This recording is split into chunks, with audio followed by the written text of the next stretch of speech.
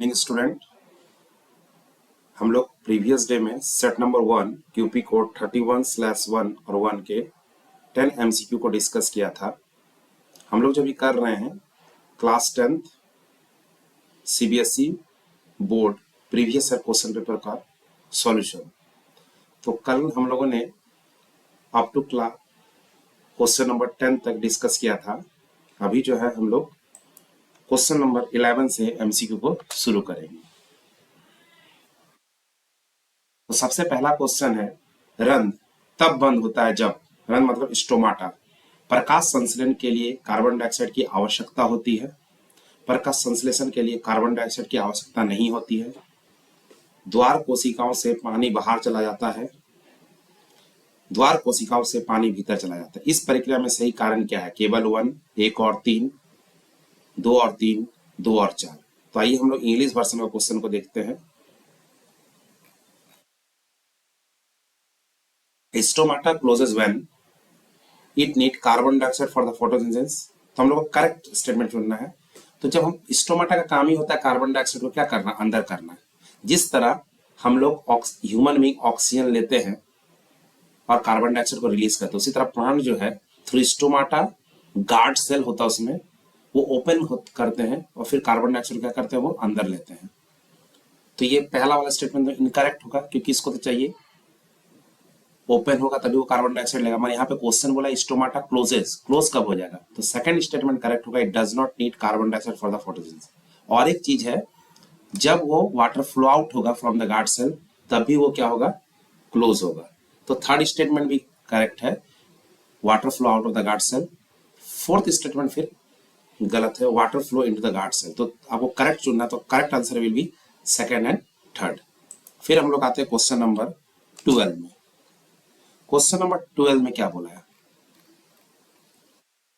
इस जो question number 12 है ये भी बहुत बहुत इंपॉर्टेंट है। ये ऑलरेडी ऑप्टिक्स पार्ट से आपको पूछा गया है। किसी बीम को किसी उत्तल लेंस के सामने, उत्तल लेंस मतलब कन्वेक्स लेंस, कितनी दूरी पर रखा जाना चाहिए ताकि पर्दे पर बीम के समान साइज का प्रतिबिंब प्राप्त होता है? मतलब जो हमारा वस्तु का साइज है और हमारा प्रतिबिंब का जो साइज है वो बराबर होगा। लेंस की फोकस की दूरी की दुगना दूरी से अधिक दूरी पर, लेंस के मुख्य फोकस पर, लेंस की फोकस दूरी की दुगनी दूरी पर, और लेंस के प्रकाशित केंद्र एवं मुख्य फोकस के बीच। तो आइए हम लोग क्वेश्चन नंबर 12 का इंग्लिश वर्जन को देखते हैं। At what distance from the convex lens should an object be placed to get an image of the same size as the object on the screen? तो हमें सेम साइज तभी मिलेगा जब हम ट्वाइस द फोकल लेंथ में रखेंगे। हम लोग लेंस के केस में इसको बोलेंगे at the twice the focal length of the lens. यदि यही क्वेश्चन मिरर में आता है तो हम क्या करते हैं, सेंटर ऑफ कर्वेचर में रखते हैं, क्योंकि सेंटर ऑफ कर्वेचर जो होता है वो twice of the focal length होता है। तो द करेक्ट आंसर जो होगा इसका, at the twice of the focal length of the lens. देखिए जहां यदि ये मिरर का बात करता तो मिरर में हम लोग क्या करते हैं, इसको हम लोग सेंटर ऑफ कर्वेचर में मानते हैं। सेंटर ऑफ कर्वेचर भी twice of the focal length ही होता है। आइए हम लोग क्वेश्चन नंबर अब 13 को डिस्कस करते हैं, हिंदी वर्जन को। मानव नेत्र में लेंस निकाय किसी प्रकाश सामग्री पर्दे पर प्रतिबिंब बनाता है, जिसे कहते हैं, ये तो बहुत ही इजी क्वेश्चन है, रेटिना। मुझे पता है रेटिना जो है हमारा क्या करता है, एक स्क्रीन की तरह काम करता है। तो आइए इंग्लिश वर्जन में भी एक बार इसको देख लेते हैं। The lens system of human eye form an image on the light sensitive screen which is called as, इसको रेटिना बोला जाता है। ऑप्टिक नर्व जो ब्रेन से कनेक्ट रहता है, cornea is the front part of the eye, जो front part of the होता है नेत्र के, और सिलियरी मसल्स जो होता है ये हमारा क्या करता है, ये लेंस के साथ जुड़ा रहता है। हमारा जो आई में रहता है वो कन्वेक्स लेंस रहता है। सिलियरी मसल्स का काम होता है, जो अटैचमेंट रहता है लेंस के साथ, जो मसल्स वो रहता है सिलियरी मसल्स। आइए क्वेश्चन नंबर 14 को डिस्कस करते हैं। किसी धारावाही परख नलिका के भीतर उत्पन्न चुंबकीय क्षेत्र का पैटर्न होता है। तो मैग्नेटिक फील्ड कैसा होता है? यदि हम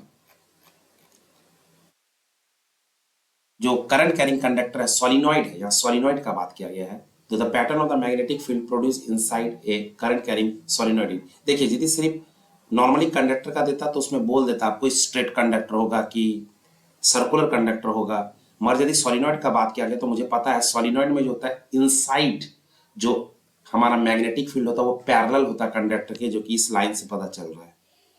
तो ए और सी सिमिलर है, बट यहाँ पे सोलिनॉइड का बोला गया इसलिए आउटर सरफेस में भी ये होगा, ये वाला C number, C is the correct one. अब आते हैं हम लोग क्वेश्चन नंबर 15 में। निम्नलिखित में से वह अंश श्रृंखला पैटर्न जिसके द्वितीय पोषित इस तरह की जीव विलुप्त होती है। तो क्वेश्चन को हम लोग इंग्लिश में भी एक बार डिस्कस करेंगे। क्वेश्चन नंबर 15 को, identify the food chain in which the organism second trophic level are missing. द्वितीय स्तर सेकंड ट्रॉपिक लेवल मिसिंग रहता है। देखिए पहला तो ये जानना होगा कि second trophic level food chain क्या होता है। Second trophic level food chain में हर्बीवोरस एलिमेंट रहता है जो कि शाकाहारी होता है। तो यहाँ पे मुझे खोजना है कि कौन सा मिसिंग है, सब में बोला है तो क्या हो जाएगा।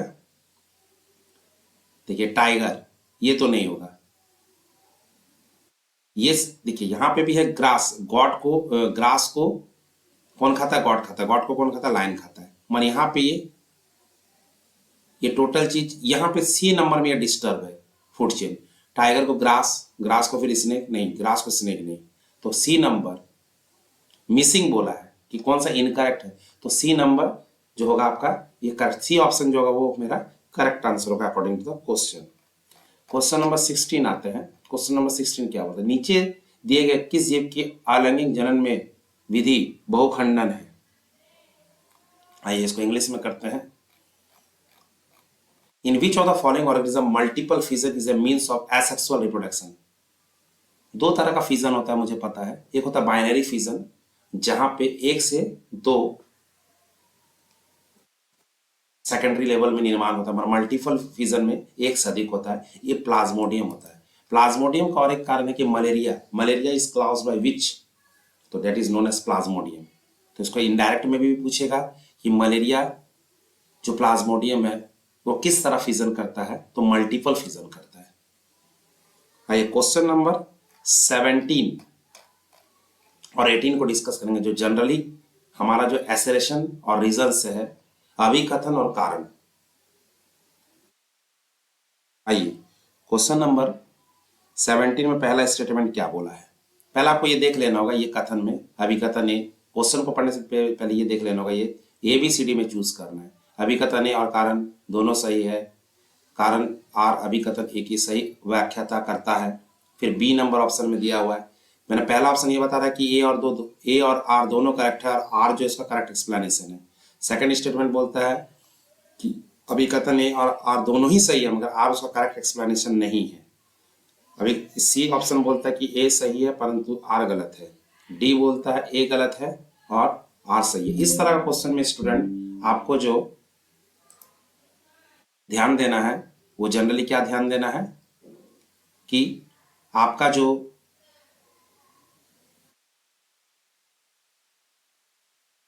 स्टेटमेंट को आपको ठीक से पढ़ना है। तो सबसे पहला है, जब जिंक नाइट्रेट अम्ल से अभिक्रिया करता है तो हाइड्रोजन गैस नहीं निकलती है। नाइट्रिक अम्ल अभिक्रिया में उत्पन्न हाइड्रोजन गैस को उच्चयित करके पानी बनाता है, स्वयं अपचयित हो जाता है। तो 17 नंबर में हम इंग्लिश वर्जन में यदि क्वेश्चन को देखेंगे, इसमें क्या बोला गया है, hydrogen gas is not evolve when zinc react with nitric acid. Assertion reason में क्या बोला गया, nitric acid oxidise the hydrogen gas produce to water and itself get reduce. तो पहला स्टेटमेंट क्या बोला, hydrogen gas is not evolve when zinc react with nitric acid, ये कथन एकदम सही है, this statement is correct. Reason R, nitric acid oxide the hydrogen gas produce to water and itself get reduce, ये भी कथन सही है। और आर जो है करेक्ट एक्सप्लेनेशन भी है एक का, क्योंकि नाइट्रिक एसिड जो है वो ऑक्सीडाइज कर देता है मेरा किसको, हाइड्रोजन गैस को। तो स्टूडेंट मैंने 17 नंबर तक डिस्कस किया क्वेश्चन को, आप लोग अपने एंड से 18 क्वेश्चन का स्क्रीनशॉट ले लीजिए।